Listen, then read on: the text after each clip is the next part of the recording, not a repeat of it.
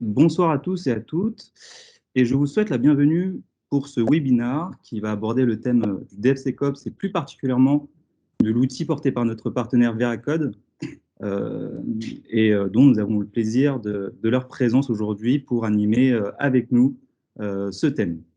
Alors pour démarrer, euh, une rapide présentation des animateurs de ce soir pour ce webinaire.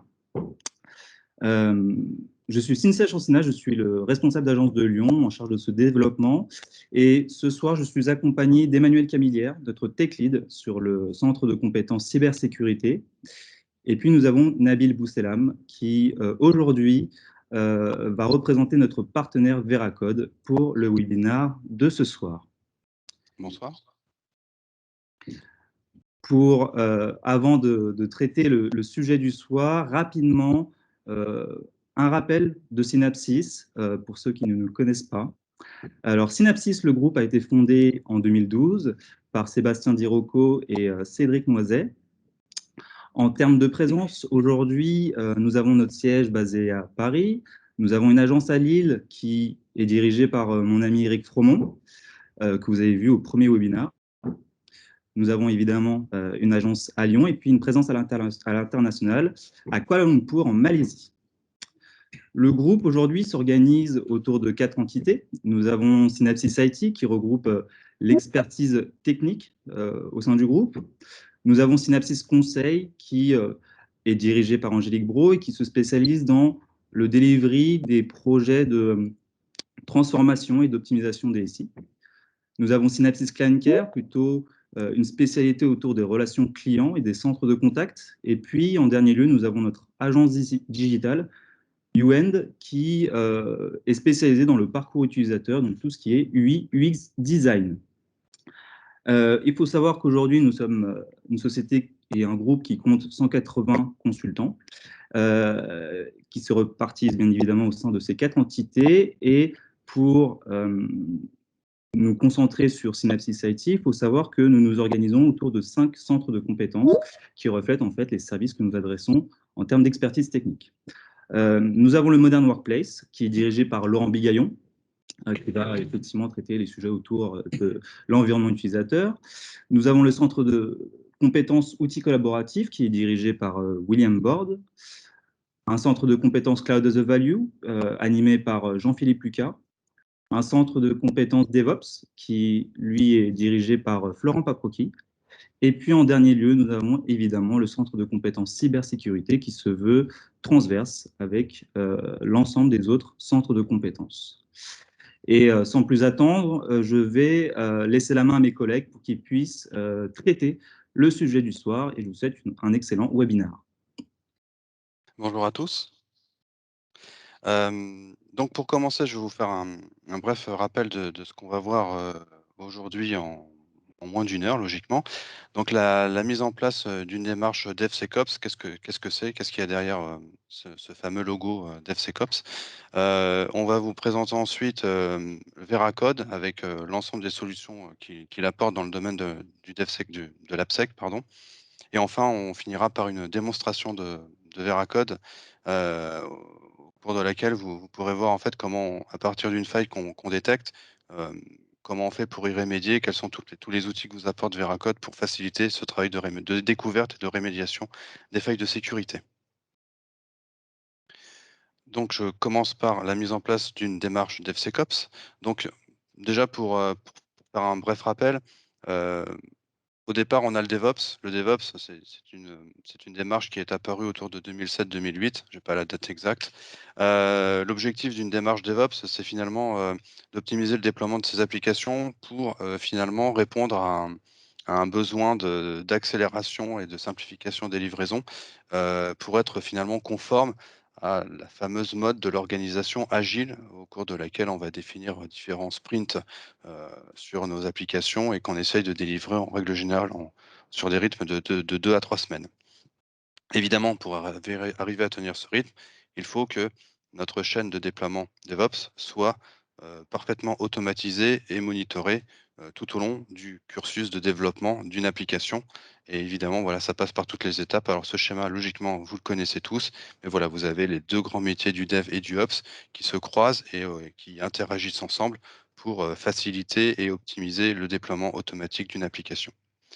Ensuite est apparu le DevSecOps. J'ai pas la date exacte, mais voilà, en fait, la problématique qu'on a en DevOps, c'est que finalement, on traite des sujets de sécurité, la plupart du temps, une fois que la mise en prod a eu lieu et qu'on se rend compte qu'il y a une faille qui est exploitée par un hacker et la rémédiation coûte très cher. Du coup, est arrivée une nouvelle démarche qui est le DevSecOps, qui consiste à intégrer la sécurité finalement tout au long de vos processus de développement et de déploiement de vos applications. Donc l'idée derrière, c'est, pour éviter, de se retrouver ralenti dans une démarche DevOps par des problèmes de sécurité à régler en phase finale, finalement, on met en place toute une suite d'outils capables d'assurer l'intégration continue de votre chaîne de déploiement et en même temps, c'est pas qu'un sujet technique, il y a aussi un sujet d'organisation, puisque derrière, il faut aussi, prendre en compte, tous les, points d'organisation d'une entreprise, les processus utiles, les processus de travail, pour que finalement cette démarche-là rentre dans une démarche de conduite de changement, pour que l'ensemble des acteurs soient sensibilisés à la sécurité et prennent en compte finalement, toutes les alertes qui sont remontées, tout au long de la chaîne de déploiement. Pardon. Hem, du coup, ce qu'on a décidé de faire chez Synapsys, c'est de s'associer à Veracode pour répondre aux besoins de nos clients qui avaient justement besoin d'expertise pour, finalement mettre en place ce genre de démarche. Mettre en place une démarche DevOps, tout le monde sait faire.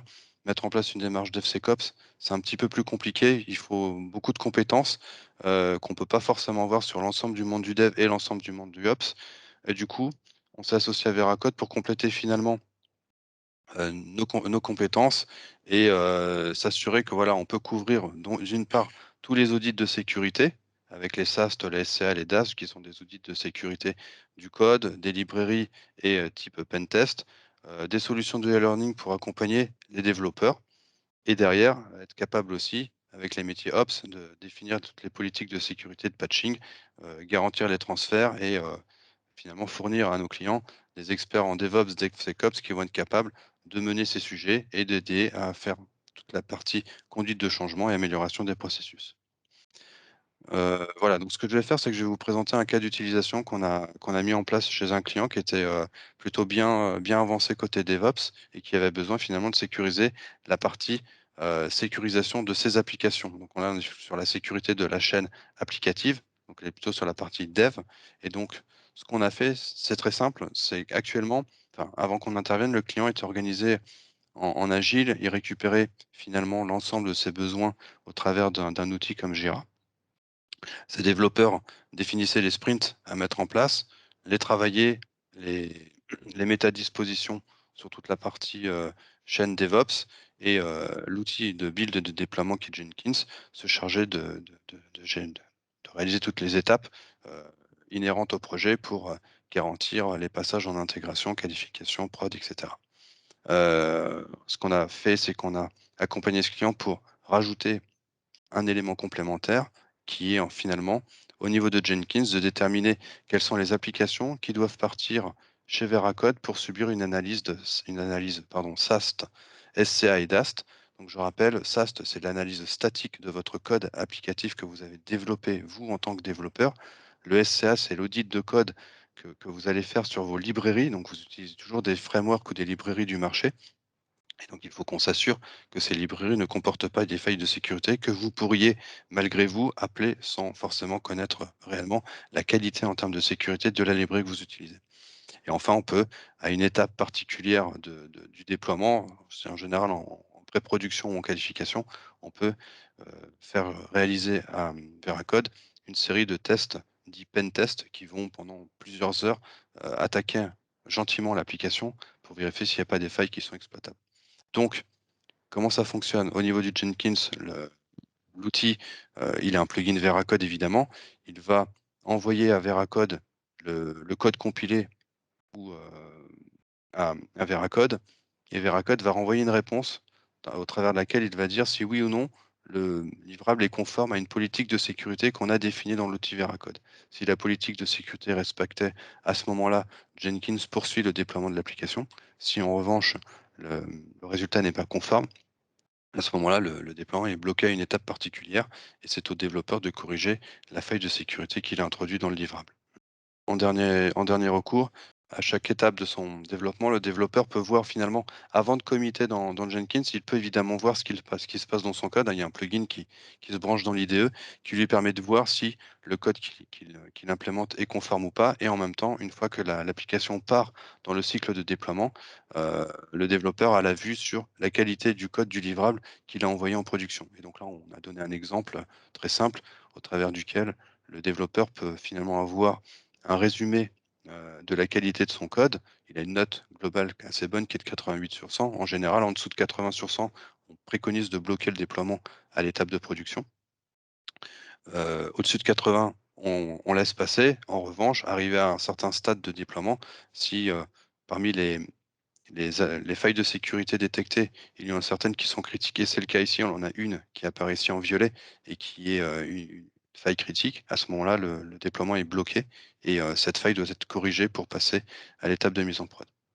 Voilà globalement comment la solution fonctionne.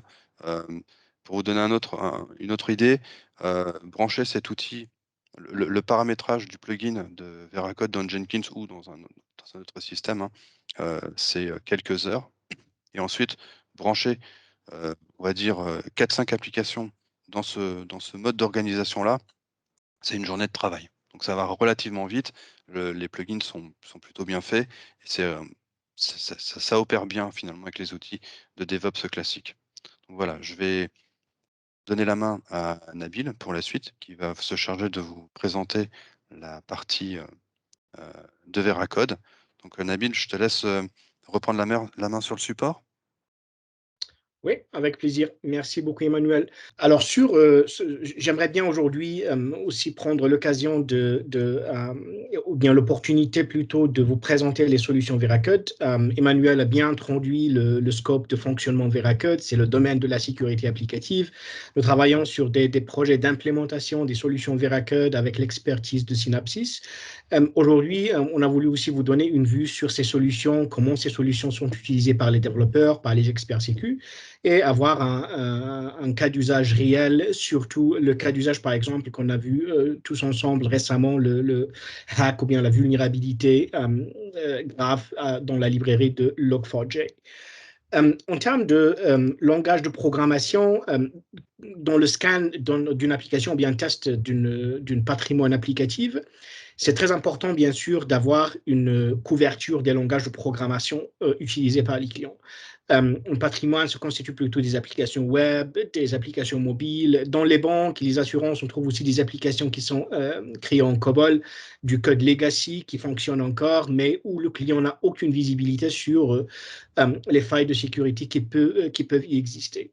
Alors, en termes de langage de programmation, on supporte plus de 25 langages de programmation avec des frameworks, aussi plus de 120 frameworks dans chacun de ces langages de programmation.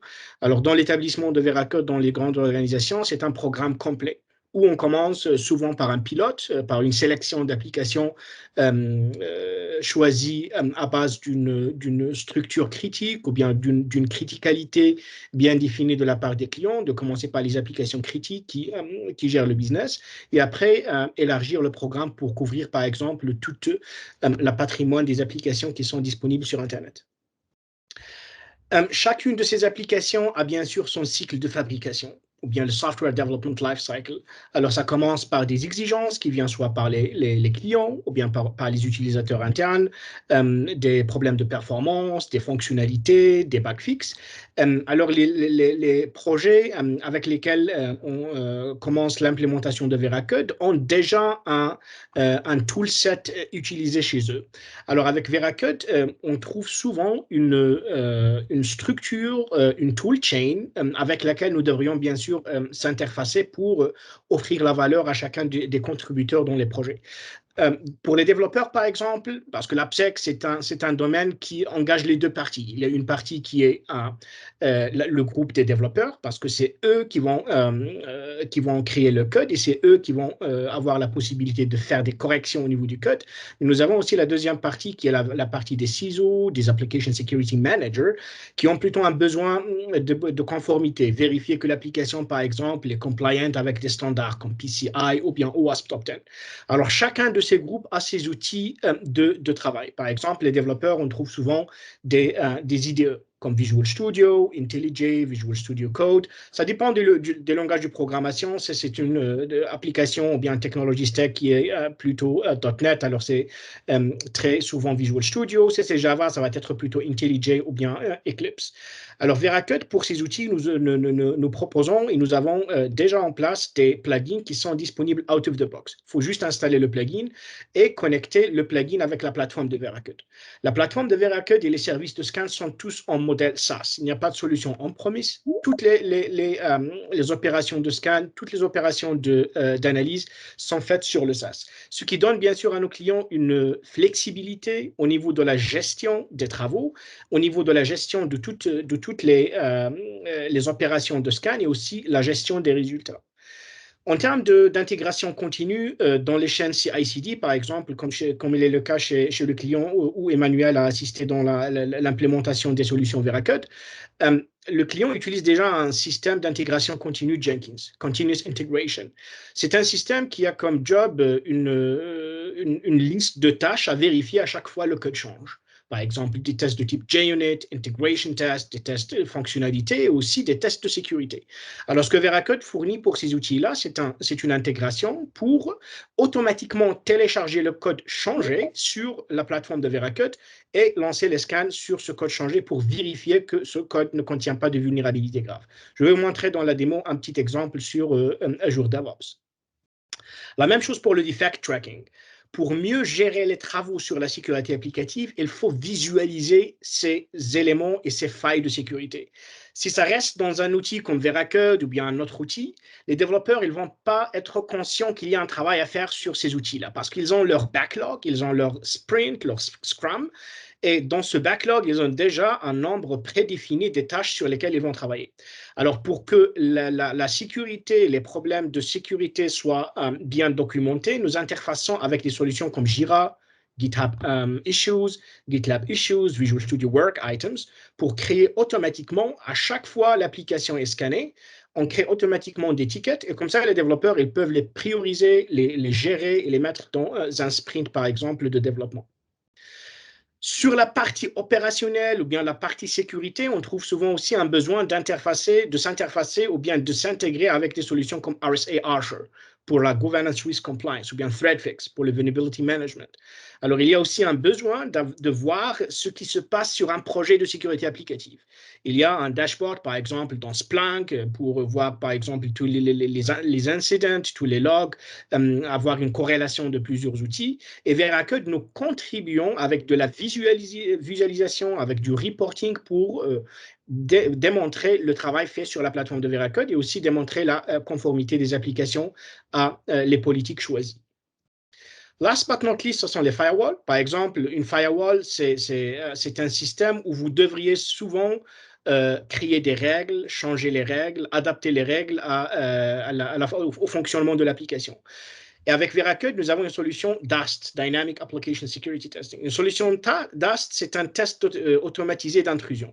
Alors, à la place d'avoir un expert qui va tester plusieurs payloads et des configurations, on lance un scan automatisé. Et si on trouve, par exemple, des failles de sécu, vous pouvez automatiquement faire un virtual patching sur la WAF en créant des règles à partir de ces résultats de Veracode et avoir ces règles activées sur la WAF. Comme ça, la WAF, elle va bloquer toute attaque qui vise ces vulnérabilités-là pour donner aux développeurs un peu de temps pour résoudre ces failles dans le code et avoir une application sécurisée. Alors, on peut fournir un feedback au WAF pour faciliter la création des règles et avoir un système up-to-date au niveau de la WAF. En termes d'analyse statique, alors l'analyse statique, c'est l'analyse du code sans exécution, ou bien sans avoir besoin d'installer le code sur un environnement de test. Par exemple, si les développeurs codent en Java, ça va être plutôt un point jar, un microservice Spring Boot, par exemple. Si le codage se fait en .NET ou bien en JavaScript, ça va être plutôt un point zip. Un fichier avec les fichiers, un archive avec les fichiers JavaScript dedans. Et sur la plateforme de Veracode, vous transmettez ce fichier, on va l'analyser au niveau du code et au niveau aussi des dépendances open source. Mais cette opération se fait dans plusieurs stages parce que les développeurs, par exemple, le premier point de commencement pour un dev, c'est un Jira. C'est comme c'est ce qui a été décrit dans le cas d'usage que Emmanuel a introduit dans sa présentation. Dans Jira, on a une visibilité. Par exemple, il y a un bug, une fonction sur la plateforme n'est pas active. Alors, dans ce cas, le développeur, il va partir sur son projet dans une IDE. Et déjà dans ce stage, on donne au développeur l'opportunité de tester ce code et de résoudre des failles de sécurité, même avant de mettre ces changements dans le source code repository. Le source code repository comme Git ou bien Subversion, ce sont des systèmes qui gèrent toutes les versions, tous les changements du code. Parce qu'un code, c'est développé par plusieurs parties. Ce n'est pas seulement un utilisateur, ce sont plutôt plusieurs développeurs qui travaillent dans le groupe et chacun il a son code, chacun a fait ses changements. Et c'est bien sûr important d'avoir un système pour gérer ces versions. Alors avant de faire un code commit et déclencher une pipeline, Veracode offre une solution qui s'appelle Pipeline Scan qui permet aux développeurs de tester l'entièreté de ce changement et recevoir un feedback sur la qualité de l'application. Et après, last but not least, quand vous partez par exemple sur une CD, Continuous Deployment, dans ce cas-là, vous pouvez lancer un Production Scan, qui est un scan qui mesure la qualité de l'application à base d'un paramètre ou bien d'un barème bien défini. Alors, il y a plusieurs méthodes de scan. Est-ce que le client devrait utiliser toutes ces méthodes? Non, la réponse est non. Mais s'il y a un besoin d'avoir un scan rapide, avoir un feedback très rapide dans les projets, le client il a la possibilité, bien sûr, d'intégrer le type de scan convenable dans la pipeline et de recevoir le feedback dans l'outil utilisé. En termes de scan SCA, Emmanuel avait mentionné quelques produits Veracode qui sont tous disponibles sur la même plateforme. Alors, on parlait du SAST, l'analyse du code, on parlait aussi du SCA, Software Composition Analysis, on parlait du DAST, et on parlait aussi de Developer Awareness. Le SCA, c'est une solution qui focus plutôt sur la sécurité des dépendances open source. Une application Java se compose de 5% code propriétaire, mais vous avez plus de 95% sont des dépendances open source, y compris par exemple Log4j, qui est un des frameworks majoritairement utilisés dans les applications Java. C'est un framework qui est connu, utilisé depuis longtemps. Il avait une version 1.x qui a été deprecated, qui a cessé de se développer, mais il y avait la version 2.x, et c'est dans cette version-là où il y avait cette vulnérabilité au niveau de Remote Code Execution. Je vais expliquer dans le contexte de cette présentation comment les hackers peuvent, par exemple, exploiter cette vulnérabilité. Alors, ce que Veracode contribue en termes de visibilité, c'est un module qui décompose l'application et qui cherche dans l'application quelles sont les dépendances open source. Parce qu'une dépendance open source, c'est un package développé par une communauté qui est déposée par exemple sur NPM ou bien Maven Central. Et les développeurs, à la place de créer par exemple un framework propriétaire pour faire le login sur des applications Java, ils vont utiliser tout simplement un framework qui existe déjà. C'est utilisé par la majorité des applications commerciales. Il y a aussi des applications Java créées custom chez nos clients. Alors, dans ce cas-là, c'est plutôt productif d'aller sur un composant open source, l'intégrer sur l'application à la place de créer un module propriétaire, parce que ça coûte du temps et c'est aussi une procédure qui est plus risquée que d'intégrer un module qui est connu par tout le monde, parce qu'on risque aussi de commettre des erreurs et avoir des problèmes plus que celui de Log4j. Alors, dans une analyse Veracode, quand vous faites un scan SCA, on va vous donner une liste de toutes les dépendances qu'on a détectées dans le projet. Chaque dépendance, quelle est la version utilisée, quelle est la version safe et quelles sont les vulnérabilités connues dans chacune de ces versions.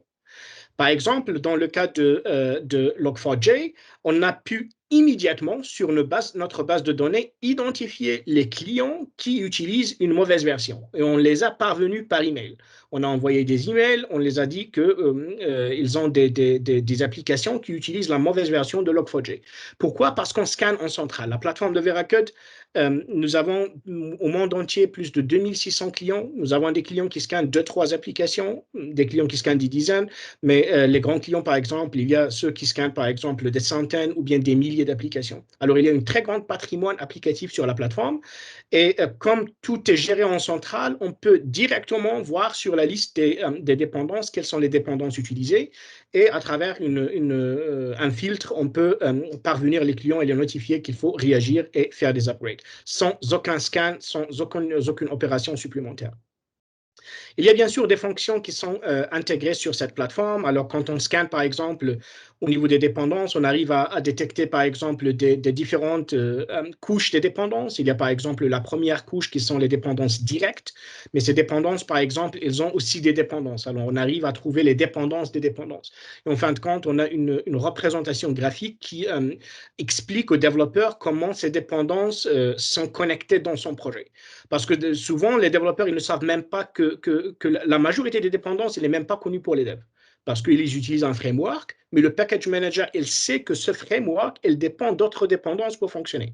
Alors, en fin de compte, quand vous créez une application, le build manager, il va télécharger plein de dépendances. Si vous avez enfin un cocktail de dépendances, il y aura des dépendances qui ont des vulnérabilités que vous connaissez, mais il y aura certainement aussi des autres dépendances qui sont vulnérables, mais que vous ne connaissez pas. Alors, on contribue déjà avec cet outil à avoir une visualisation de l'utilisation des dépendances. C'est bien sûr un élément qui est important dans plusieurs langages de programmation. La pratique de composer l'application plutôt que de créer l'application à zéro, c'est dans tous les langages de programmation. On trouve par exemple dans Java, .NET, je disais avant 5%, mais c'est souvent moins que ça, le code propriétaire créé par les devs. Le reste, ce sont des frameworks, des dépendances, des modules externes. Alors, c'est très important, bien sûr, de considérer ça parce que si l'application qu'un client produit est hacké à travers le code d'un développeur chez le client ou bien une Log4j, c'est peu importe pour un hacker. Plutôt pour la partie open source parce que c'est connu maintenant, même l'exploit des versions Log4j, j'aurais même pas besoin de programmer quoi que ce soit pour faire un hack sur Log4j. Je trouverai des exploits qui sont déjà sur Internet. Je peux juste lancer des scripts avec des HTTP headers, avec le payload, par exemple, GNDI et LDAP, et je peux, par exemple, attaquer une application très facilement. Je n'aurai même pas besoin de créer une seule ligne du code. Et c'est le risque de ces composants. Ils sont connus pour tout le monde, et les risques de ces composants sont bien sûr connus pour tout le monde. Au niveau des données sur les vulnérabilités, Veracode, nous avons deux data feeds. Il y a un data feed qui vient de la Public National Vulnerability Database. C'est le référentiel mondial de documentation des vulnérabilités. Par exemple, la vulnérabilité de Log4j. Il a le CVE 44.22.8. Vous avez par exemple des CVE qui ont des identifiants qui ont été validés. Alors, ils recevront un identifiant CVE. Mais il y en a des vulnérabilités qui ne sont pas connues. Et avec Veracode, nous avons créé, par exemple, des connecteurs avec la majorité des projets fréquemment utilisés par les développeurs dans des langages de programmation. Et on synchronise à chaque fois il y a un changement dans ce repository parce que c'est open source, c'est accessible heureusement pour nous aussi. Et on peut voir tous ces changements qui se font sur le projet. Et si on détecte, par exemple, qu'il y a un changement qui a été fait, mais c'est suspect parce qu'il y a un changement qui impacte la sécurité, on le revoit manuellement et on le documente sur notre base de données. Ça veut dire, en fin de compte, nos clients, ils ont le bénéfice d'avoir des résultats qui sont pertinents. Ils ont une synchronisation avec la National Vulnerability Database, mais ils ont également aussi un pool de vulnérabilité qui n'est pas connu pour tout le monde. Et c'est un élément aussi à considérer dans un programme complet. Alors, avant d'aller sur Log4j, je pense que vous avez déjà vu des exemples, des explications sur la sévérité de cette attaque. J'aimerais bien juste visualiser, par exemple, comment un hacker va commencer à essayer à exploiter une application. Par exemple, la faille de Log4j, c'est une remote code execution. Ça veut dire un hacker, il va pouvoir lancer un code et l'exécuter sur le système d'exploitation qui héberge l'application. Alors, à la place de donner, envoyer un paramètre acceptable, dans ce cas, le hacker va envoyer un payload qui va être logué et exécuté sur la machine où Log4j est installé. Et après, à travers ça, il va automatiquement synchroniser cette attaque et la voir directement connectée à la machine qui fait l'objet du hack. Alors, je vais commencer par vous démontrer, par exemple, SQL injection et comment Veracode trouve, par exemple, ces failles et comment on contribue à la résolution de ces failles directement dans le système de test de sécurité. All right. Alors, je vais aller, par exemple, ici sur Owned Database. Allez, par exemple, là. Tac. SQL injection. Alors, normalement, un hacker, s'il voudrait bien, par exemple, c'est une application que j'ai démarrée sur un Docker, sur AWS, et c'est une application qui a la vulnérabilité dedans. Alors, je peux ici, par exemple, sur un user field, par exemple, quand vous connectez sur votre adresse email ou bien Facebook, il y a un input parameter, c'est normalement votre adresse email et un mot de passe. Mais ce sont des webforms qui existent dans plusieurs applications, dans différents formats et dans des différents coins. Alors, le hacker, au début, pour voir comment l'application réagit, je vais, par exemple, lancer ici une recherche sans paramètre pour voir ce que l'application fait. Alors, j'ai reçu des résultats sans avoir mis un paramètre dedans. Alors, je commence à comprendre qu'est-ce qui se passe derrière. Alors, sans un paramètre, il y a un SQL statement. Alors, SQL, c'est le langage de recherche dans les bases de données tabulaires. Et là, je vois que sans paramètre, j'ai arrivé à recevoir un feedback. Alors, ce que je vais faire comme deuxième étape, je vais essayer avec une apostrophe pour voir est-ce que le SQL statement va savoir l'interpréter. Dans ce cas, je n'ai pas de retour. Alors, l'apostrophe, elle a été interprétée d'une telle manière que le SQL statement n'a pas pu être lancé sur l'application. Alors, ce que je vais faire, je vais ajouter deux dash parce que c'est, par exemple, dans les SQL statements, dans les bases de données tabulaires, ça indique le commentaire, c'est le début d'un commentaire. Et je lance, par exemple, ici la recherche et je reçois des résultats. Alors, je sais que mon paramètre a été interprété dans la commande SQL qui est derrière dans l'application. Alors, je vais maintenant utiliser, par exemple, une commande dans SQL, par exemple, qui s'appelle union. Ce que je vais faire ici, je vais unifier deux tables pour voir combien de colonnes les autres tables ont et je vais recevoir un feedback pour voir exactement quelle est la structure de ces tables. Alors, j'utilise union, j'utilise par exemple 5 fois ici name dans la table employé. Quand je cherche ça, je reçois plus d'informations. Alors, je vois ici, par exemple, que dans cette table employé, alors il y a plusieurs entrées et je viens de recevoir ce feedback directement ici dans la table. Et je peux utiliser, par exemple, là, je peux à la place de name, je peux mettre, par exemple, salary pour recevoir le salaire, voir le salaire, par exemple, de quelques employés. Je reçois déjà des indications sur le salaire. Alors, c'est comme ça, normalement, que les hackers exploitent des failles du type SQL injection. Parce que l'erreur ici, c'est que l'application, il n'interprète pas, ou bien il ne juge pas, ou bien ne fait pas de sanatisation de l'input qui est fait par un utilisateur. Ça peut venir par un système externe, mais l'utilisateur, ou bien un hacker, elle ne va pas mettre, par exemple, ici son username.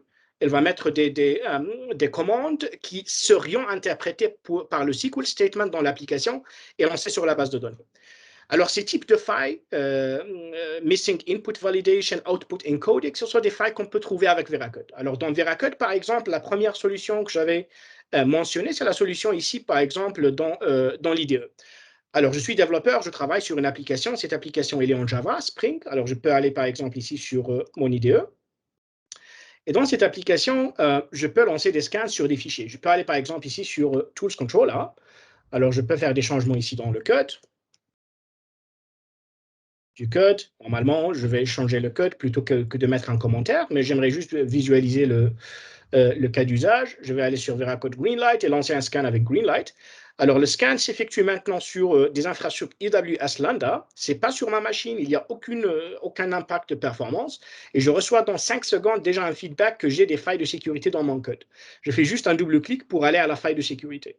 Je peux aller par exemple ici sur Blab Controller. Je pense que là-dedans, j'ai une SQL injection pour vous montrer comment je peux la résoudre. Je vais aller sur Blab Controller, aller sur Greenlight. Je vais déjà premier le effacer ça. Aller sur Blab Controller.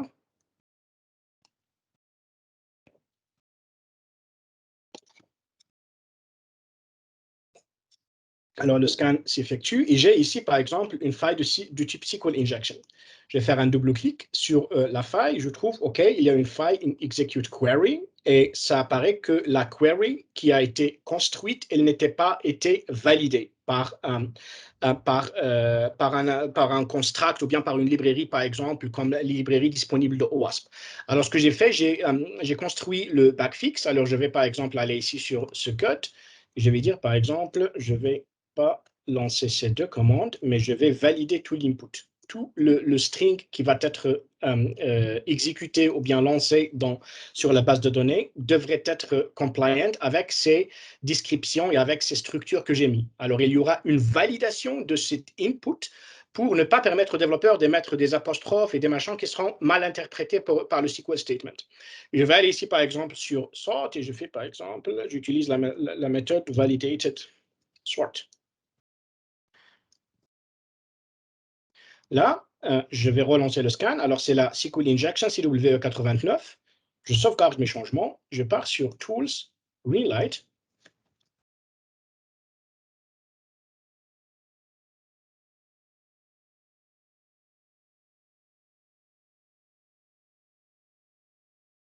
Et je vois là que la faille a disparu. La faille a été résolue à travers ce changement. Il y a des failles qui nécessitent, par exemple, un changement du code comme celui que j'ai fait ici, mais il y a des failles qui sont plus simples. Par exemple, je peux aller, par exemple, sur ce fichier-là, lancer un scan sur ce fichier, ça va remonter dans mon cas une faille de type MD5 qui est un algorithme de hashing qui n'est pas sécurisé.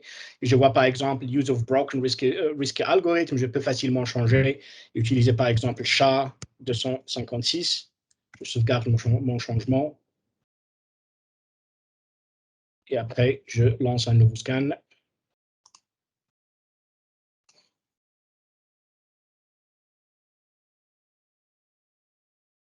Et j'arrive à résoudre cette faille de sécurité aussi après avoir fait ce changement. Alors, pour un développeur, quelle est la valeur ajoutée de ce produit? La valeur ajoutée, c'est que j'arrive à changer et à résoudre les problèmes de sécurité dans mon code, même avant de mettre mon code dans le source code repository. C'est l'approche shift left, parce que si je mets mes changements du code dans le source code repository, ils vont être interprétés ou bien lancés par un scanner, et après, le scanner, il va me donner un rapport qui sera plein de failles.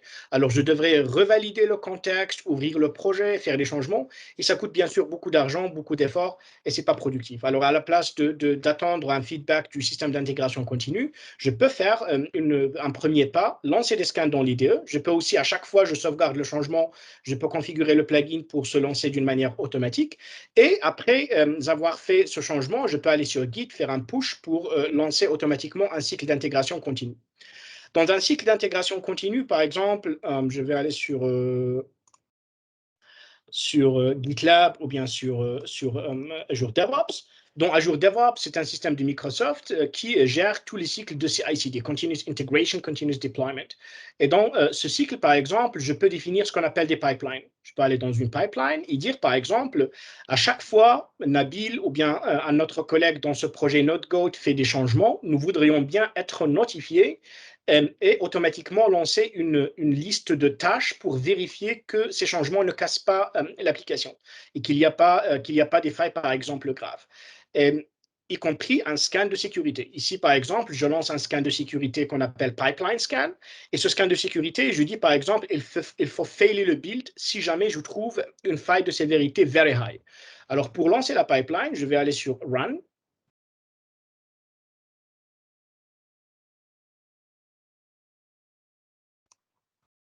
Ça va lancer les activités dans la pipeline.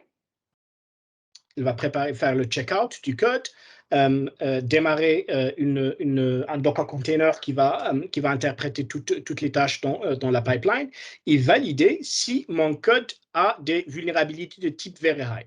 Normalement, les développeurs dans ces cas d'usage, ils cherchent toujours à avoir une automatisation dans le feedback. Ça veut dire qu'ils veulent que la pipeline se stoppe ou bien signalise qu'il y a un problème. Alors, ils ne vont pas consulter à chaque fois la pipeline, ils veulent stopper le build pour résoudre la faille de sécurité à la place d'attendre les résultats dans Veracode sur un dashboard et aller sur le dashboard pour voir ces résultats. Ces résultats seront bien sûr aussi disponibles sur le portail de Veracode. On peut voir ça dans un petit moment. Mais là, par exemple, on a lancé automatiquement la validation de Veracode et on a dit dans Veracode, si vous trouvez une faille de sévérité very high, il faut stopper le build parce que ce n'est pas quelque chose qu'on aimerait bien avoir dans le projet. Et là, dans ce cas, on a trouvé dans cette faille, dans ce code, une faille de sévérité very high et elle est sur eval injection. C'est l'utilisation de la méthode eval et c'est une faute souvent existante dans les projets JavaScript. C'est dans le fichier contributions Java à la ligne 31. Je peux aller sur le fichier et dire, par exemple, alors le problème, c'est là. Et là, je vais à la place de eval. Je vais utiliser, par exemple, parse int.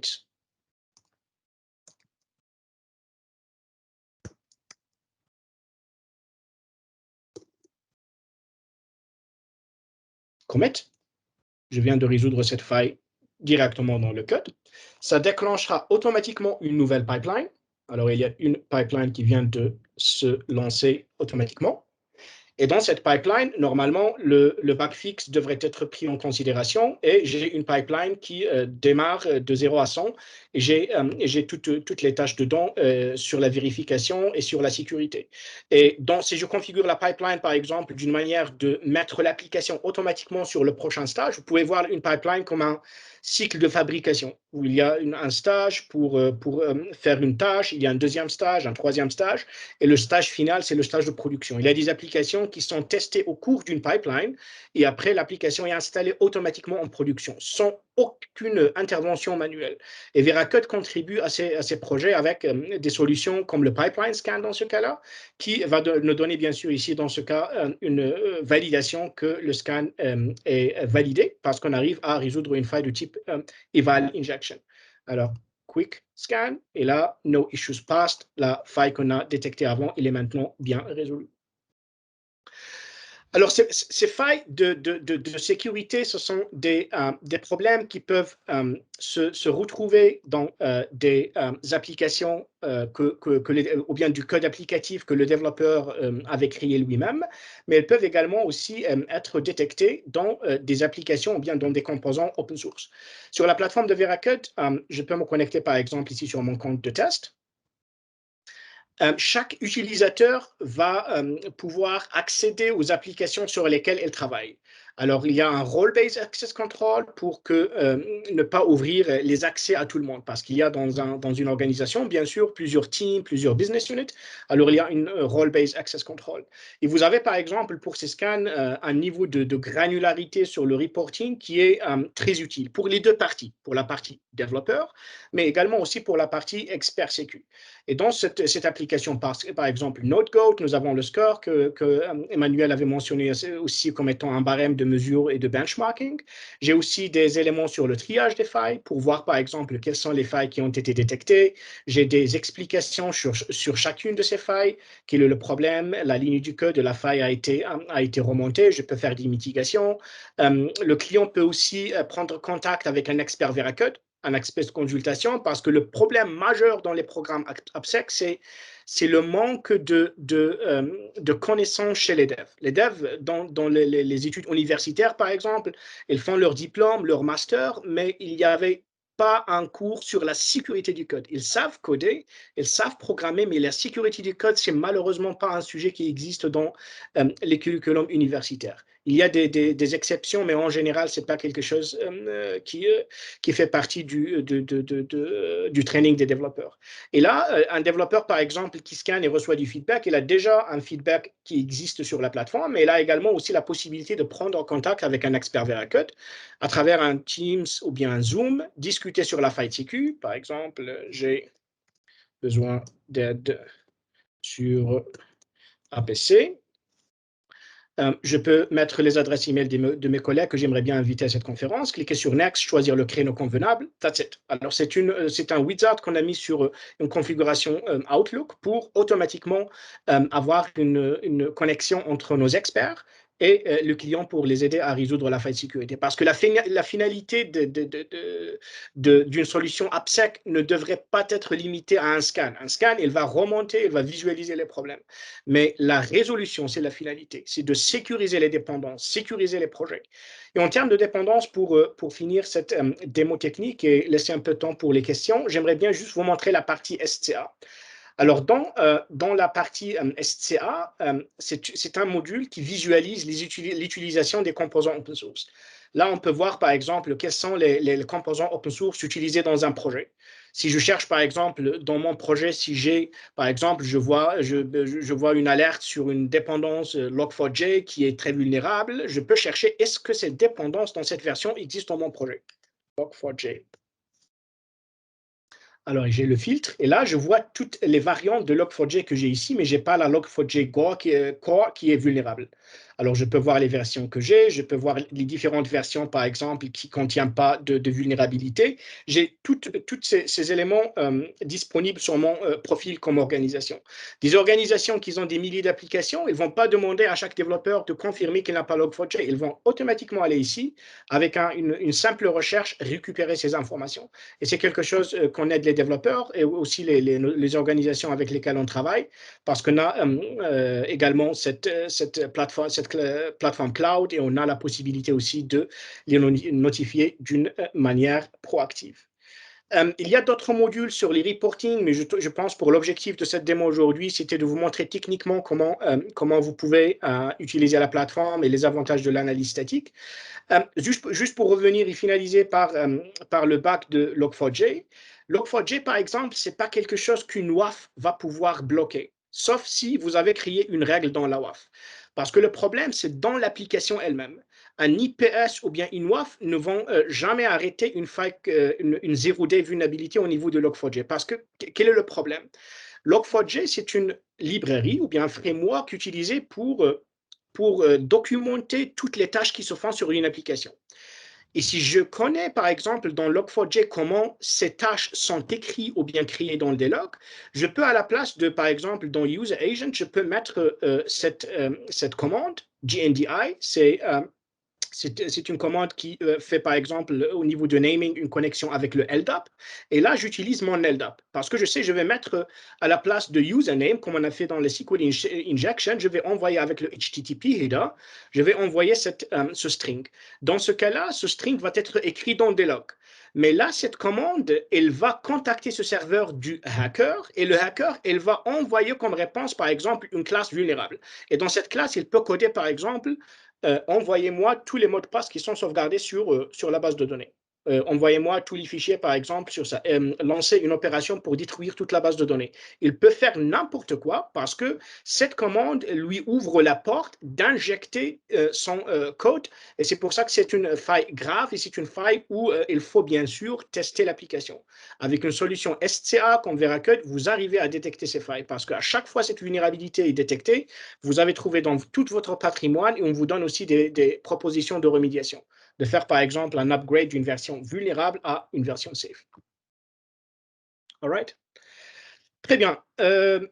Bien sûr, c'est juste une introduction, un tour un peu rapide sur les solutions Veracode, avec un très grand plaisir de prévoir des sessions deep dive si vous avez des clients ou bien vous avez un intérêt au sein de votre organisation pour comprendre comment ces solutions fonctionnent sur la plateforme de Veracode. On a quelques minutes encore. Si vous avez des questions, n'hésitez pas à les poser ou bien de les mettre dans le chat. Je ne sais pas, Emmanuel, si c'est possible de faire un unmute et poser la question ou bien c'est seulement le chat. Alors, nous avons une question de Cyril. La question de Cyril, c'est Veracode est une solution en mode SaaS. Comment on peut faire pour scanner une application qui n'est pas exposée sur Internet sans la contrainte de faire des ouvertures de flux? Bon, le scan d'une application, ça dépend bien sûr du type de scan. Si vous voulez faire un scan dynamique, c'est comme par exemple la solution de Qualys, ça fonctionne aussi également de la même manière. Vous avez par exemple pour un scan dynamique un composant Veracode qu'on appelle Endpoint. C'est une appliance que vous pouvez configurer et le scanner, il va se connecter sur cette appliance, qu'il va avoir un lien direct seulement au gateway sur le portail de Veracode. Et vous pouvez également lancer des applications sans avoir besoin de l'exposer sur Internet. C'est possible de le faire, ça nécessite juste une configuration d'un élément qu'on appelle endpoint. Alors, encore Cyril, quand une application contient plusieurs petits devs, par exemple un front-end, un back-end et plusieurs API, comment peut-on la gérer sans consommer plusieurs licences pour un seul projet? Je pense que ce sont des questions de Cyril parce qu'il connaît la plateforme de Veracode et il connaît bien sûr comment la plateforme structure ses informations, mais avec plaisir de vous montrer un feature, Cyril. Je ne sais pas si vous l'avez vu, mais avec plaisir de vous montrer comment vous pouvez les structurer. Nous avons dans la plateforme de Veracode un modèle commercial qui sait aussi traiter des applications qui se composent de plusieurs microservices. Et nous avons maintenant sur la plateforme un module qui s'appelle Collections. Par exemple, si vous avez une application collection, dans ce cas-là, numéro 1 par exemple, et vous avez plusieurs microservices, vous pouvez les traiter chacune de ces composants avec une licence qui est dédiée aux microservices et pas une licence complète. Mais je peux vous expliquer ça dans le modèle commercial dans une autre session pour aller dans les détails. Mais vous avez ce mécanisme pour gérer l'entièreté de l'application sans avoir besoin de scanner chaque petite partie dans un profil applicatif et consommer une grande licence. Il y a aussi un modèle de licensing qui est convenable pour les applications qui se constituent plutôt de plusieurs composants. Merci Nabil, en tout cas pour ta participation à ce webinaire. Et encore une fois, merci à notre partenaire Veracode pour avoir participé à cet événement qui sont toujours enrichissants avec l'ensemble de nos partenaires. Pour conclure et clôturer ce webinaire, bah, écoutez, je vous souhaite une excellente soirée à tout le monde et puis d'excellentes fêtes de fin d'année et merci encore pour votre présence. Au revoir tout le monde. Merci beaucoup, au revoir. Merci à vous. Au revoir.